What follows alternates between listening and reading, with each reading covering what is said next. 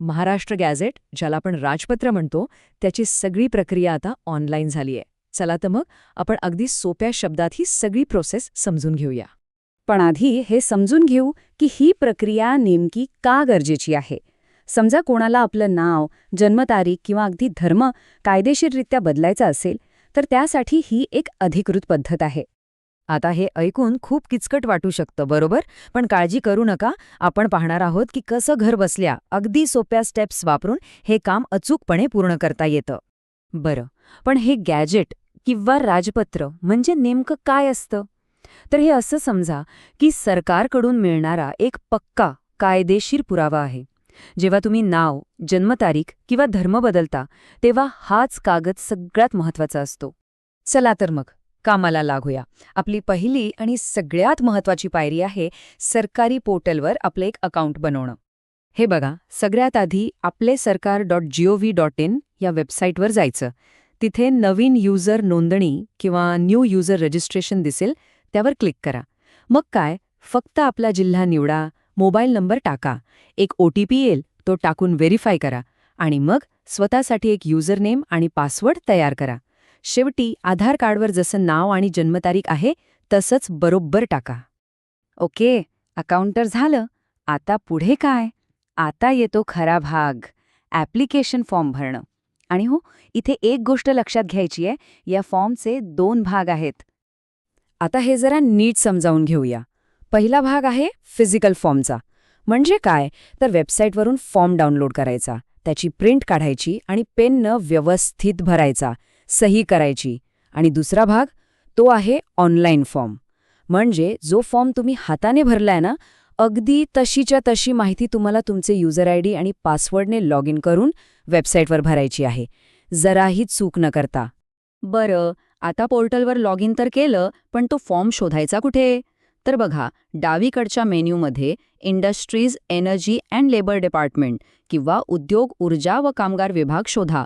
त्याच्या आत गेल्यावर directorate of government printing, stationery and publications म्हणजेच शासन मुद्रण लेखन सामग्री नावाचा उपविभाग दिसेल. आणि मग तिथेच तुम्हाला भाग 2 राजपत्र जाहिरात नावात बदल हा पर्याय सापडेल. झालं, सापडला आपला फॉर्म. चला, आता येतो सगळ्यात क्रिटिकल भाग, जिथे बऱ्याच लोकांची गाडी अडकते. तो म्हणजे डॉक्युमेंट्स अपलोड करणं. कोणती कागदपत्र लागतात आणि ती कशी अपलोड करायची हे नीट पाहूया. तर ही आहे तुमच्यासमोर ती डॉक्युमेंट्सची चेकलिस्ट. आपल्याला काय काय लागणार आहे? तुमचा एक पासपोर्ट साईज फोटो, एक फोटो ID प्रूफ जसं की आधार कार्ड, पॅन कार्ड, पत्त्याचा पुरावा लागेल, त्यासाठी रेशन कार्ड किंवा वीज बिल चालेल, आणि हो, एक कायदेशीर कागद, आणि अर्थातच आपण जो फॉर्म हाताने भरला होता त्याची स्कॅन कॉपी. एक गोष्ट नक्की लक्षात ठेवा, फोटोची साईज आणि पिक्सेल इथे दिलेले आहेत ते तंतोतंत पाळावे लागतील, नाहीतर तो अपलोडच होणार नाही. आणि इथे खूपच चांगली बातमी आहे, एक मोठा बदल झालाय. आधी कसं नोटरीकडून ॲफिडेव्हिट करून आणावं लागायचं, पण आता त्या सगळ्या खटाटोपातून सुटका झाली आहे. नवीन नियमानुसार आता फक्त एक साधं स्वघोषणापत्र म्हणजे प्रतिज्ञापत्र दिलं तरी चालतं. म्हणजे बघा, वेळ आणि पैसे दोन्ही वाचले. आणखी एक छोटी पण महत्त्वाची टिप, जर अर्जदार 18 वर्षांपेक्षा लहान असेल म्हणजे मायनर असेल, तर त्यांच्या वयाच्या पुराव्यासाठी एकतर बर्थ सर्टिफिकेट किंवा शाळेचा दाखला जोडणं बंधनकारक आहे, हे विसरू नका.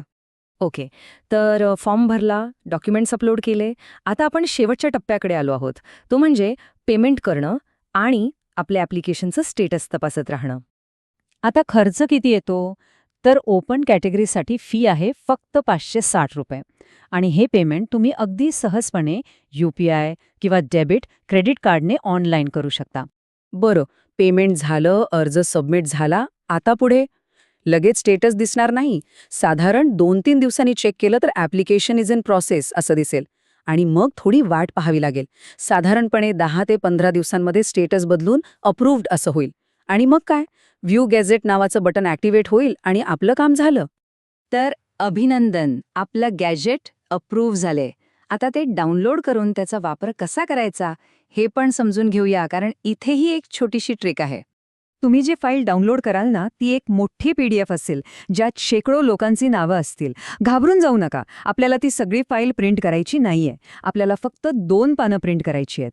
एक म्हणजे त्या गॅजेटचं पहिलं पान ज्यावर आता व्हेरिफिकेशनसाठी बारकोड पण असतो, आणि दुसरं म्हणजे नेमकं ते पान ज्यावर आपलं नाव छापून आलंय. आता एवढ्या मोठ्या फाईलमध्ये आपलं नाव शोधायचं कसं? सोपं आहे. CTRL+F दाबा आणि आपलं नाव टाईप करा. लगेच सापडेल. तर पाहिलंत, जी गोष्ट सुरुवातीला खूपच डोकेदुखी वाटत होती ती योग्य माहिती मिळाल्यावर किती सोपी झाली. यावरून एक विचार नक्कीच येतो की अशी आणखी कितीतरी सरकारी कामं असतील जी आपल्याला अवघड वाटतात, पण कदाचित तितकी अवघड नसतील. काय वाटतं?